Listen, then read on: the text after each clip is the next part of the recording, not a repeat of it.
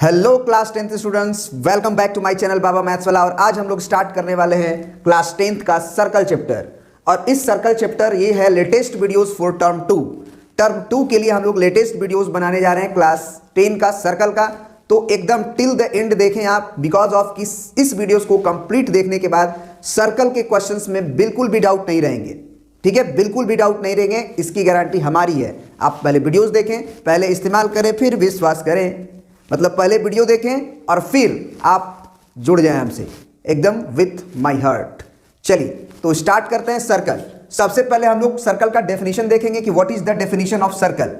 तो सर्कल का डेफिनेशन क्या होता है? सबके दिमाग में एक गोल आकृति दिख गई होगी, लेकिन वो गोल आकृति फुटबॉल नहीं होने चाहिए। फुटबॉल नहीं होने चाहिए, क्योंकि फुटबॉल भी गोल है, लेकिन वो सर्कल नहीं है, वो स्फेयर है। हम लोग फुटबॉल को स्फेयर कहते हैं, ना कि सर्कल कहते हैं। याद रखिएगा, फुटबॉल जो है वो स्फेयर है, गोला है। ठीक है, और सर्कल जो होता है एक प्लेन फिगर होता है, जो कि एक बोर्ड के प्लेन पे आ जाएगा। जैसे फॉर एग्जांपल ये आप सर्कल देख सकते हैं। ठीक है, दिस इज योर सर्कल, ये सर्कल है आपका। ठीक है, अब सर्कल में और स्फेयर में क्या डिफरेंस है पहले ये समझिए। सर्कल जो होता है वो एक प्लेन फिगर है, जबकि स्फेयर जो है वो 3D फिगर है। स्फेयर जो है वो 3D फिगर है। आप अपने फुटबॉल को एक बोर्ड पे नहीं मतलब रख सकते हो, वो सरक जाएगा, है ना। या अपने कॉपी के पेज पे नहीं रख सकते हो, क्योंकि वो खड़ा हो जाएगा, ऊपर गोल दिखाई देने लगेगा। जबकि एक कॉपी के पेज में आप अगर गोल आकृति बना दें, दिस इज सर्कल।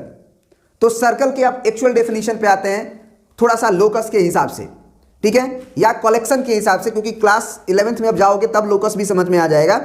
वैसे लोकस वोकस कुछ है नहीं, बिंदुओं का कलेक्शन है, कलेक्शन ऑफ पॉइंट्स है, जो कि एक ज्योमेट्रिकल कंस्ट्रेंट्स को फुलफिल करता है, जिसका लोकस दिया रहता है। तो अब आ जाते हैं सर्कल के डेफिनेशन पे। सर्कल क्या होता है? It is a locus of a point which moves in a plane in such a way that its distance from a fix point is constant. क्या बोल दिए? सर्कल क्या होता है कि it is a locus of a point which moves in a plane. क्या होता है भाई? सर्कल क्या होता है? पॉइंट्सों का कलेक्शन होता है, जो क्या करता है, एक प्लेन में मूव करता है। प्लेन आपका बोर्ड हो सकता है, प्लेन आपका कॉपी हो सकता है, प्लेन आपका टेबल हो सकता है, प्लेन आपका एकदम चिकना सतह जो सरफेस है, ग्राउंड फ्लोर अगर मार्बल वगैरह लगा है तो वो आपका हो सकता है, दीवार हो सकता है। उस प्लेन पर बिंदुओं का कलेक्शन है। लेकिन कैसा कलेक्शन भाई? कैसा कलेक्शन? ऐसा कलेक्शन जहां का फिक्स डिस्टेंस, जहां से फिक्स पॉइंट से इनके प्रत्येक बिंदुओं का डिस्टेंस बराबर होने चाहिए। ये सारे डिस्टेंस बराबर होने चाहिए, तब हमारा ये सर्कल कहलाएगा। तो आपको भी मालूम है कि सर्कल के लिए ये जो रेडियस है, आप देखे होंगे साइकिल देखे हुए, उसमें क्या होता है, उसको क्या बोलते हैं? ये छड़ें होती है ना ऐसे लंबी लंबी, ठीक है ना, तीर बोलते हो आप उसको। तो वो हर जगह बराबर होनी चाहिए। जबकि वही आप इस तरह के अगर बना दें तो हम कहेंगे कि यहाँ पे तो तीर छोटा होगा, ये बड़ा होगा, है ना। तो ये सर्कल्स जो है वो नहीं है। This is the ellipse, this is the ellipse, ये सर्कल नहीं है। तो सर्कल को अगर कोई पूछे क्या है, तो हम कहेंगे कि it is a collection of points which moves in a plane.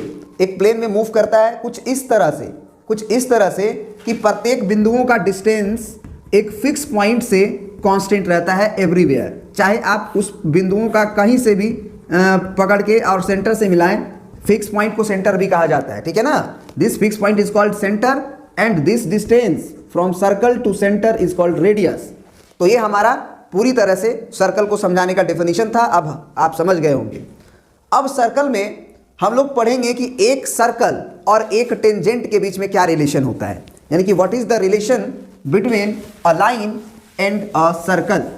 ठीक है, तो अब हेडिंग डाल लीजिएगा अपने कॉपी पे कि relation between line and circle. अगर आपको एक स्ट्रेट लाइन दिया हो और एक सर्कल दिया हो, तो कितनी केसेस पॉसिबल है उनके साथ? 3 केसेस। एक लाइन एक सर्कल ऐसे हो सकते हैं, या फिर एक लाइन एक सर्कल 2 जगह इंटरसेक्ट कर सकते हैं कुछ इस तरह से, या एक लाइन और एक सर्कल केवल और केवल एक बिंदु पर टच करके निकल सकता है। इसके अलावा हमारा कोई केस नहीं बचता है एक लाइन और एक सर्कल के बीच में। पहला केस क्या था कि सर्कल और लाइन कहीं भी इंटरसेक्ट नहीं करे। दूसरा केस था कि सर्कल और लाइन 2 बिंदुओं पर इंटरसेक्ट करे, ठीक है। और तीसरा केस था कि सर्कल और लाइन एक पॉइंट पे केवल टच करे। This is the relation between line and circle. इसको बोलते हैं नॉन इंटरसेक्टिंग लाइन, इसको बोलते हैं सीकेंट, और इसको बोलते हैं टेंजेंट। यानी कि यदि लाइन का कोई इंटरसेक्शन नहीं हो सर्कल के साथ, उस समय हम लोग बोलते हैं पहला केस नॉन इंटरसेक्टिंग, ठीक है। दूसरा केस जब लाइन दो जगह इंटरसेक्ट करता है, उस केस में हम बोलते हैं आपको क्या बोलते हैं भाई, सीकेंट, SECANT, सीकेंट। और तीसरा केस है आपका सर्कल यदि लाइन को केवल एक ही पॉइंट पे टच करके निकले तो उसको हम लोग बोलते हैं टेंजेंट। तो अब हम लोग कुछ टेंजेंट का एक्टिविटीज भी कर लेते हैं ताकि आपको बात समझ में आए कि टेंजेंट और सीकेंट में क्या डिफरेंस है। What is the difference between secant and tangent, ठीक है। देखो सबसे पहले तो आप ये कह सकते हो कि सीकेंट हमारा दो जगह इंटरसेक्ट करता है जबकि सर्कल हमारा एक ही जगह इंटरसेक्ट करता है। लेकिन क्या है, सीकेंट का स्टैंडर्ड फॉर्म ही टेंजेंट बन जाता है। कैसे? एक काम करो, एक एक्टिविटीज करते हैं। जैसे हमारे पास एक सर्कल है और इस सर्कल में हम एक पॉइंट से एक लाइन बनाते हैं। अब ये लाइन बनाने के बाद आप बगल में भी देख सकते हो, एक लाइन बनाने के बाद हम इस पॉइंट को मान लो P मान लेते हैं और इसको T मान लेते हैं। अब T को फिक्स रखते हैं और P को मूव करते हैं। यहाँ P था पहले, अब मान लो P' हम यहाँ कर दिए, लेकिन इसको नहीं बदले, तब पर भी हमारा दो जगह इंटरसेक्शन हो रहा है लाइन का। अब हम ये P को घुमाते हुए इधर की तरफ घुमाते हुए यहाँ ला दिए, फिर यहाँ पे भी एक हुआ ऐसे, फिर यहाँ ला दिए, फिर ऐसे हुआ। एक ऐसा केस आएगा जब हमारा P double dash P triple dash जब हमारा यहाँ पे आ जाएगा टेंजेंट, तो उस केस में हमारा जो टेंजेंट है, उस केस में जो हमारा टेंजेंट है हमारा जो सीकेंट है वो मात्र एक ही जगह इंटरसेक्ट करेगा सर्कल को।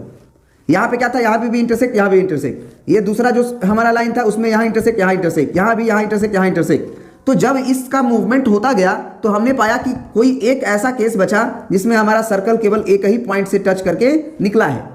तो जब सीकेंट का दोनों पॉइंट मात्र एक पॉइंट बन जाए तब हम लोग उस सीकेंट को टेंजेंट बोलते हैं, उस सीकेंट को टेंजेंट बोलते हैं।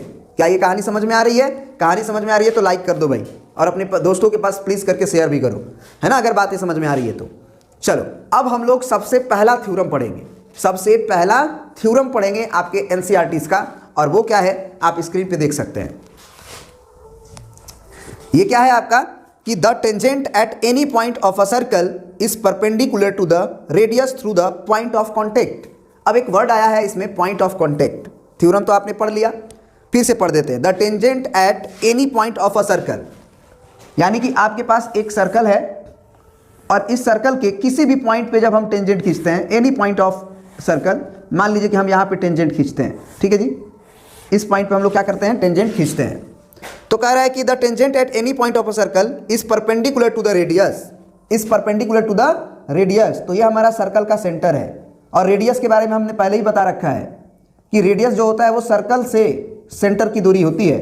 तो इन्होंने बोला कि सर्कल के किसी पॉइंट पे यदि टेंजेंट खींचते हो तो उस पॉइंट से जो रेडियस होता है वो रेडियस इस टेंजेंट पे परपेंडिकुलर होता है। ये प्रूफ कर दो आप। क्या प्रूफ कर दो आप कि रेडियस जो होता है हमारा वो उस पॉइंट ऑफ कॉन्टेक्ट, इसी को पॉइंट ऑफ कॉन्टेक्ट कहते हैं, जहां पे सर्कल और टेंजेंट टच करते हैं, उस पॉइंट ऑफ उसी टचिंग पॉइंट को हम लोग पॉइंट ऑफ कॉन्टेक्ट कहते हैं। याद हो गया? तो हमें यही बात प्रूफ करना है कि सर्कल के किसी भी, केवल यही नहीं, अगर यहाँ भी अगर आप टेंजेंट खींचें तो इस टेंजेंट पे यहाँ पे पॉइंट ऑफ कांटेक्ट हुआ क्योंकि सर्कल और टेंजेंट का यही मिलन हुआ है। तो इस पॉइंट पे भी अगर आप रेडियस खींचें तो ये रेडियस इस टेंजेंट पे परपेंडिकुलर होगा। ये बात प्रूफ करो। इसके किसी भी पॉइंट पे अगर आप एक टेंजेंट खींच दें तो ये पॉइंट ऑफ कांटेक्ट पे जब रेडियस बनेगा तो वो रेडियस इसके परपेंडिकुलर होगा। ये बात प्रूफ करो। और ये याद भी रखिएगा कि सर्कल का जो टेंजेंट होता है, सर्कल का जो टेंजेंट होता है उसी पॉइंट ऑफ कांटेक्ट पे बने रेडियस का परपेंडिकुलर होता है। तो चलिए अब हम लोग इस चीज को प्रूफ करते हैं। अब देखिए, अब हम लोग को ये प्रूफ करना था कि रेडियस जो है हमारी वो इस टेंजेंट पे परपेंडिकुलर होगा। यही बात थी। देखो अब हम लोग क्या करेंगे, इसको प्रूफ करने के लिए हम लोग क्या करेंगे कि ये जो हमारा लाइन है, मान लो ये ए बी लाइन था, ठीक है, तो ए बी लाइन के ऊपर हम लोग टी के अलावा, यानी कि एक टी पॉइंट है ना, इसके अलावा कोई और जगह पर एक पॉइंट पी ले लेते हैं और ओ से पी को ज्वाइन करते हैं। तो हम लोग कंस्ट्रक्शन में लिखेंगे, पहले तो गिवन लिख देंगे। क्या गिवन क्या है हमें भाई कि सर्कल जिसका सेंटर ओ है और रेडियस आर है ना। सर्कल जिसका सेंटर ऐसे पढ़ते हैं, सर्कल सी ओ आर का मतलब होता है सर्कल जिसका सेंटर ओ है, रेडियस आर है, इज अ सर्कल सबसे पहले यही हमको गिवन है। एंड, और क्या हम लिखेंगे, and A B is tangent at T. हमारा ए बी लाइन जो है वो टी पे टेंजेंट है, ये गिवन है। और टू प्रूफ में क्या लिखेंगे हम लोग, ये सारी कहानी जब लिखोगे तो ही मार्क्स आपको मिलेंगे। पहले गिवन फिर टू प्रूफ। टू प्रूफ में हमको प्रूफ करना है कि O T is perpendicular to A B. क्या पढ़ते हैं इसको, O T is perpendicular to A B, ये प्रूफ करना है। कंस्ट्रक्शन में हम लोग क्या करेंगे, कंस्ट्रक्शन में हम करेंगे टेक अ पॉइंट पी, ठीक है ना, take a point P which is on AB other than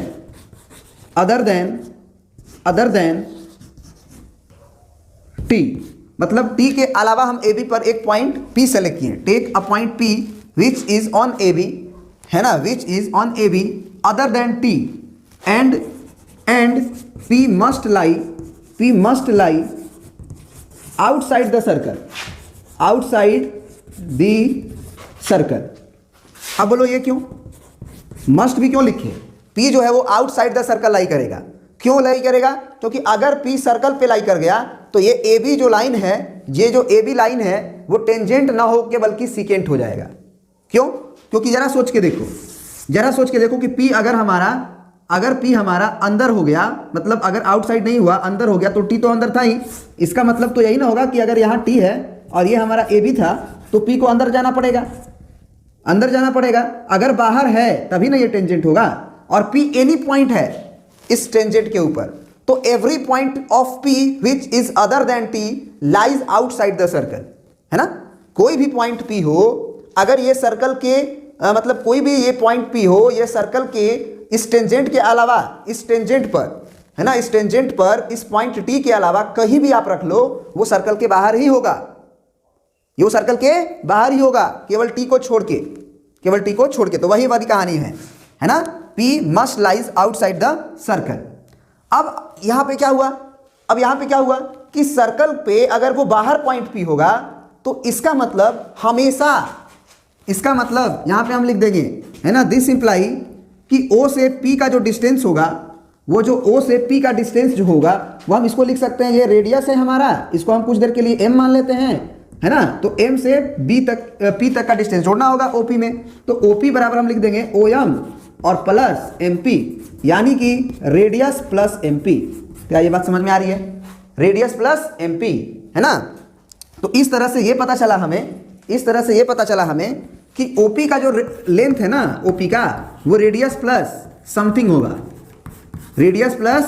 something होगा। बोलो होगा कि नहीं होगा, है ना, होगा कि नहीं होगा, रेडियस प्लस समथिंग। जबकि अगर हम OT का लेंथ की बात करें तो केवल रेडियस ही होगा। अगर O से T तक का लेंथ की बात करें तो रेडियस होगा, क्योंकि सर्कल के सेंटर से सर्कल तक। जबकि ये क्या था, OP अगर बाहर लाई करेगा तो OM रेडियस हो गई और M से P हमारा कुछ डिस्टेंस हो गया। तो यहाँ पे हम लोग समथिंग इसलिए लिखे हैं क्योंकि हमें ये पता चल गया कि OT is always less than OP if, है ना, इफ एनी पॉइंट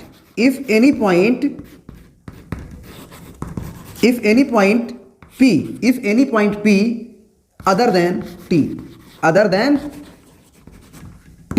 क्यों, क्योंकि P भले ही आप कितना भी करीब कर लो, यहाँ पे भी अगर P कर लो आप, तो यहाँ से जब ज्वाइन करोगे तो ये रेडियस में कुछ जोड़ना ही पड़ेगा इतना दूरी, और करीब कर लो आप तो और भी करीब कर लोगे तो भी तुम्हें क्या करना होगा कि इस रेडियस में तुमको कुछ जोड़ना ही पड़ेगा। तो आप कितना भी आप करीब में आ जाओ, क्योंकि टेंजेंट की यही खूबी होती है कि टेंजेंट सर्कल को मात्र एक ही पॉइंट पे टच करता है, और जब सर्कल के एक ही पॉइंट पे हमारा टच करेगा टेंजेंट का पॉइंट ऑफ कांटेक्ट, तो इसका मतलब क्या हुआ, इसका मतलब यह हुआ कि अदर सारे पॉइंट सर्कल के बाहर हो गए, और जैसे ही सर्कल के बाहर हुए तो उसका उससे डिस्टेंस, उस पॉइंट से डिस्टेंस T को छोड़ के हमारा रेडियस से कुछ ज़्यादा होगा, और जैसे ही रेडियस से ज़्यादा होगा इसका मतलब ये कंफर्म हो गया कि हमारा OT is always less than OP, भले आप P को इधर ही क्यों ना ला लो, ये भी रेडियस प्लस समथिंग ही होगा।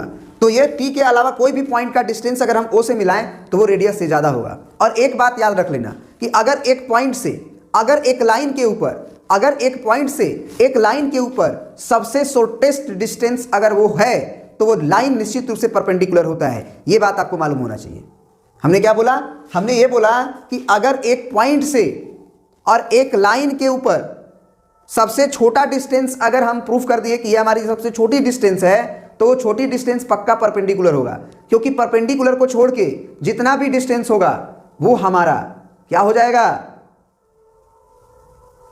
हाइपोटेनस हो जाएगा एक राइट एंगल ट्रायंगल का। और राइट एंगल ट्रायंगल का जो हाइपोटेनस होता है ना, वो हमारा परपेंडिकुलर से तो हमेशा बड़ा ही होगा।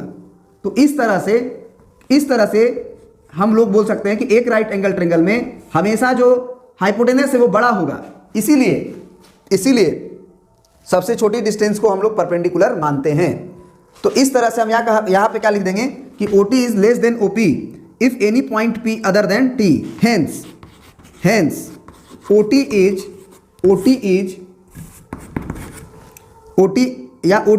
लेस देन OP लिख दो। This imply OT is perpendicular to AB। Proof हो गई ना बात, प्रूफ। तो ये कहानी तुमको लिखना पड़ेगा। क्या, फिर से सुन लो। हम ये बोलेंगे कि एक सर्कल लिए और रेडियस बनाए पॉइंट ऑफ कांटेक्ट पे T पे, और T के अलावा हम बाहर पॉइंट ले लिए कहीं P।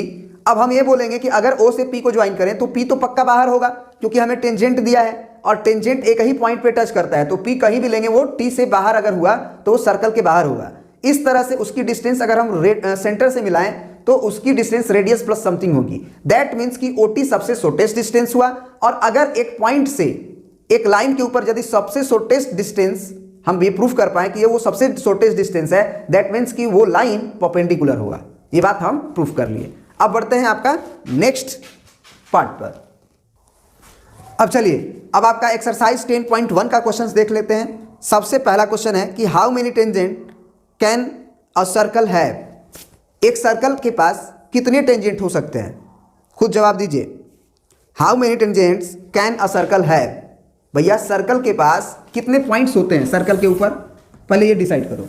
तो इनफाइनाइट पॉइंट्स होते हैं, यहाँ भी, यहाँ भी, यहाँ भी, यहाँ भी, है ना, इनफाइनाइट पॉइंट्स होते हैं। तो इनफाइनाइट अगर पॉइंट्स हैं तो हर एक पॉइंट्स पे हम लोग एक टेंजेंट तो खींच ही सकते हैं। यहाँ खींच दिए, एक यहाँ खींच दिए, एक यहाँ खींच दिए, एक यहाँ खींच दिए, एक यहाँ खींच दिए, एक यहाँ खींच दिए, बहुत सारे टेंजेंट हम खींच सकते हैं, क्योंकि एक सर्कल पे बहुत सारा बिंदुएं अवेलेबल हैं। तो इस तरह से एक सर्कल के ऊपर हम लोग इनफाइनाइट नंबर ऑफ टेंजेंट्स को खींच सकते हैं। तो इसलिए इसका आंसर हो जाएगा इनफाइनाइट। दूसरा क्वेश्चन है फिल इन द ब्लैंक्स। उसमें लिखा है कि a tangent to a circle intersect it in. Fill in the blanks है और पॉइंट्स, कितने पॉइंट्स पे भैया टच करेगा। A tangent to a circle, अगर एक सर्कल के ऊपर टेंजेंट है, ध्यान से सुनिएगा, एक सर्कल है और उस पर अगर एक टेंजेंट है तो वो सर्कल को कितने पॉइंट पे इंटरसेक्ट करेगा, एक पॉइंट पे। अगर 2 पॉइंट पे इंटरसेक्ट करता तो हम उसे सीकेंट बोलते, और अगर इंटरसेक्ट ही नहीं करता तो उसे हम नॉन इंटरसेक्टिंग लाइन बोलते। तो यहाँ पे हमारा हो जाएगा 1, है ना। A tangent to a circle intersect it in 1 point, है ना। अब दूसरा क्वेश्चन में लिखा है कि a line intersecting a circle in 2 points is called secant, है ना। इसका जवाब हो जाएगा सीकेंट, क्योंकि हमारा एक सर्कल है और सर्कल पे हमारा एक लाइन जो है वो 2 जगह सर्कल को इंटरसेक्ट कर रहा है, तो इस तरह से हम लोग बोलेंगे सीकेंट। तीसरा है कि अ circle can have dot dot dot parallel tangents at the most, है ना, एट द मोस्ट, यानी कि एक सर्कल के पास parallel tangent at the most का मतलब होता है ज़्यादा से ज़्यादा, है ना। ज़्यादा से ज़्यादा पैरेलल टेंजेंट्स कितने हो सकते हैं, बताओ। एक सर्कल के पास a circle can have parallel tangents at the most, यानी कि पैरेलल टेंजेंट्स कितने हो सकते हैं, तो इसका भी जवाब होगा इनफाइनाइट। क्यों? क्योंकि एक सर्कल पे अगर हम ये पॉइंट ले लें और इसके ठीक अपोजिट डायमीटर के ऊपर ले लें पॉइंट, तो ये हमारा टेंजेंट्स पैरेलल होगा। फिर यहाँ पे पॉइंट ले लें तो ये डायमीटर्स के अपोजिट, डायमीटर तो समझते हो, सर्कल के एक पॉइंट से सर्कल के दूसरे पॉइंट पे जाने वाला स्ट्रेट लाइन जो कि सेंटर से पास करता हो, उसे हम लोग डायमीटर कहते हैं। तो अगर ये पॉइंट पे हम पैरेलल खींचे तो यहाँ भी हमारा पैरेलल हो जाएगा, यहाँ भी खींचे तो यहाँ भी हो जाएगा। तो एक सर्कल के ऊपर कितने पैरेलल टेंजेंट्स खींचे जा सकते हैं, ज़्यादा से ज़्यादा, तो इनफाइनाइट पैरेलल टेंजेंट्स खींचे जा सकते हैं। ठीक है जी, अब बढ़ते हैं हम लोग नेक्स्ट क्वेश्चन की तरफ। देखिए इस क्वेश्चन में थोड़ा सा आंसर गलत है, क्योंकि हमने इसका आंसर देखा तो 2 लिखा है और वो सही भी है। कैसे सही है उसको जान लीजिए, क्योंकि आपके भी दिमाग में ये जहन में ये क्वेश्चन का आंसर यही आएगा इनफाइनाइट, जैसे कि मेरे जहन में आया। तो आप इस चीज़ को सुधार लें। कैसे, देखो इन्होंने जो वर्ड लिखा है उस वर्ड को जरा पढ़िए। इन्होंने लिखा है कि अ circle can have dot dot dot parallel tangents at the most, parallel tangents at the most, यानी कि अगर आपने एक ये जो टेंजेंट खींचे हैं अप एंड डाउन, यहाँ वाला और यहाँ वाला जो पैरेलल है आपस में, क्या इन दोनों टेंजेंट्स जो पैरेलल आ गए हैं, क्या इसी पैरेलल टेंजेंट्स के अलोंग और भी पैरेलल टेंजेंट खींच सकते हो। यानी कि जब आप सर्कल पे टेंजेंट खींचते हो तो ये तो बात पक्की है कि अलग अलग दो दो पॉइंट्स लेते जाओ डायमीटर के ऊपर तो अलग अलग टेंजेंट्स आते जाएंगे, है ना। अगर हम केवल यहाँ पे अगर एक ले लें और इसके बोले कि इसके पैरेलल टेंजेंट्स आपको खींचना है तो भैया आप एक ही नहीं खींच सकते हो, इधर यहाँ नीचे डायमीटर के अपोजिट। अब दूसरा पॉइंट लेना होगा तब दूसरा पैरेलल टेंजेंट खींच पाओगे आप, तीसरा पॉइंट लेना होगा तब तीसरा खींच पाओगे आप। तो अगर सर्कल के ऊपर अगर हम एक पॉइंट्स ले लें और बोलें कि ज़्यादा से ज़्यादा कितने पैरेलल टेंजेंट खींचे जा सकते हैं इसके, तो एक और खींच देंगे इधर, तो हम ये कहेंगे कि हम दो पैरेलल टेंजेंट्स ज़्यादा से ज़्यादा खींच सकते हैं, इसीलिए इसका आंसर 2 लिखा हुआ है। ठीक है ना, थोड़ा कंफ्यूजिंग है लेकिन आप समझिए कि ज़्यादा से ज़्यादा उन्होंने बोल रखा है। तो अगर एक पॉइंट आप सेलेक्ट कर लिए हैं, उस पर टेंजेंट खींच दिए, तो उसी के अपोजिट एक ही टेंजेंट खींच पाएंगे, यानी कि दोनों पैरेलल टेंजेंट्स केवल दो ही होंगे, ये टेंजेंट। हाँ, अब अलग लेना होगा पॉइंट, है ना, अलग लेना होगा पॉइंट। ठीक है ना, चलिए अब बढ़ते हैं हम लोग नेक्स्ट क्वेश्चन की तरफ। इसमें बोला है कि the common point of a tangent to a circle and the circle is called. The common point of a tangent to a circle and circle is called. इन्होंने क्या बोला है, ध्यान से सुनिए, समझिएगा। पॉइंट ऑफ कॉन्टेक्ट भरेंगे इसमें आंसर, क्यों?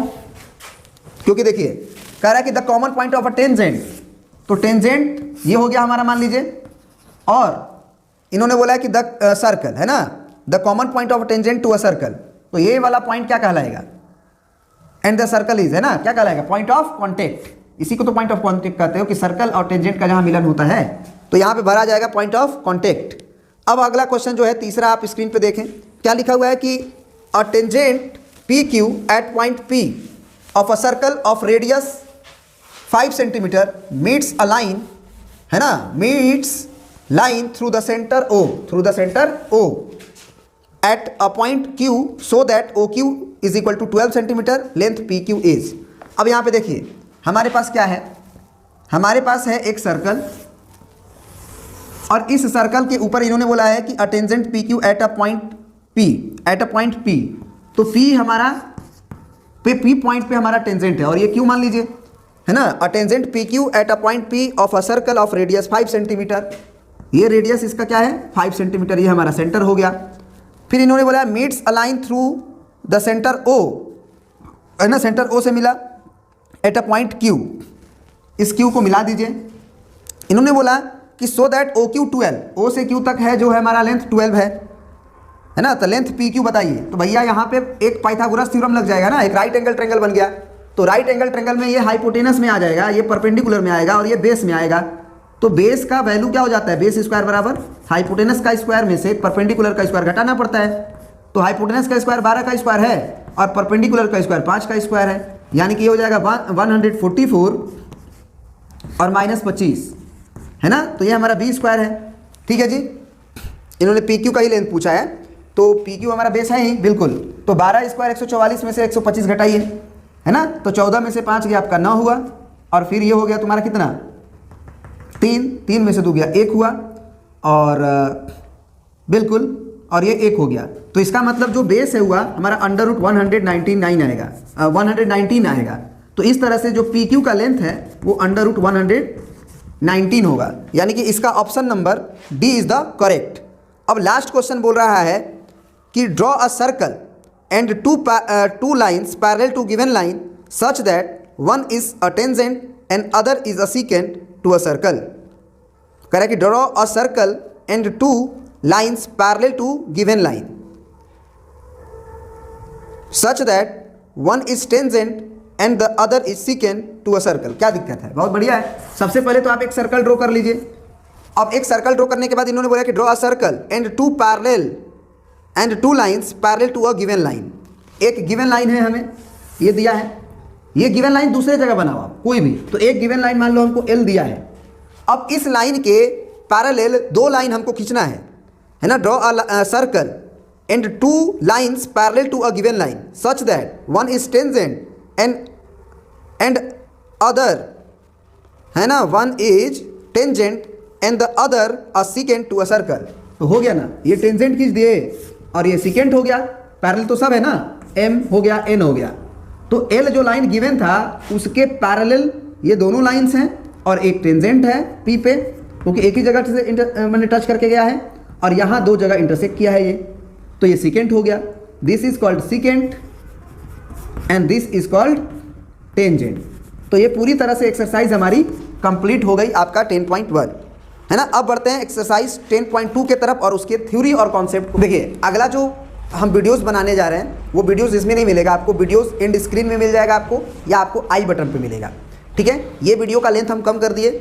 इस वीडियोस को कंप्लीट करने के बाद जस्ट आप एंड स्क्रीन पे जो वीडियोस हम दिए हैं, प्लेलिस्ट में तो सारे कुछ रहते हैं, सारे वीडियोस रहते हैं आपके टर्म 2 के, लेकिन एंड स्क्रीन पे एक वीडियोस का स्क्रीन होता है, उसमें आपको क्या पढ़ना है, उसमें आपको पढ़ना है सर्कल का सेकेंड पार्ट, ठीक है।